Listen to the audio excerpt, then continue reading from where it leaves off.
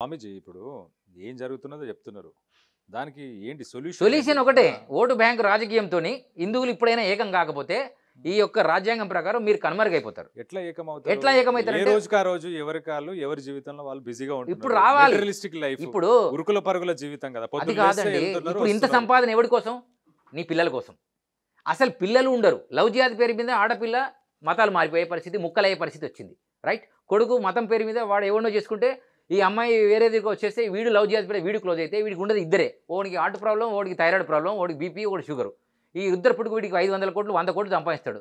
వీళ్ళిద్దరు లవ్ జిహాద్ పేరు పోతే ఈ 200 కోట్లు ఎవడికి పోతాయి? ఇతర మతాలకు పోతాయి.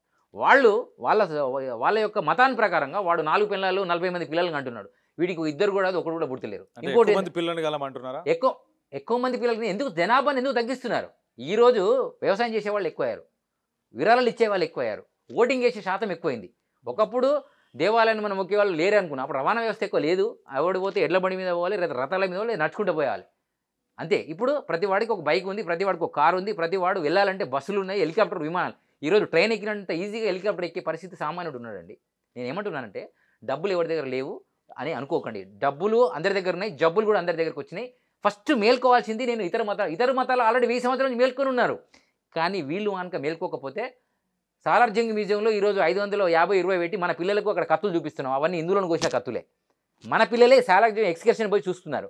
రేపు పొద్దున హిందువులు అనేవాడు ఇట్లా ఉండేవాడు, దేవాలయాలు ఇట్లా ఉండేటివంటి ఒకప్పుడు. వీళ్ళందరూ కొండ కొర్రెల్లాగా మారిపోయి ధర్మం కోసం ఆలోచించగా వీళ్ళు చచ్చిపోయారు అని రేపు సాలార్జంగ్ మ్యూజియంలో ఇవే ఫోటోలు రాకుండా చూడడం కోసమే మీరు బతికి ఉండి ఆ పని చేయాలి.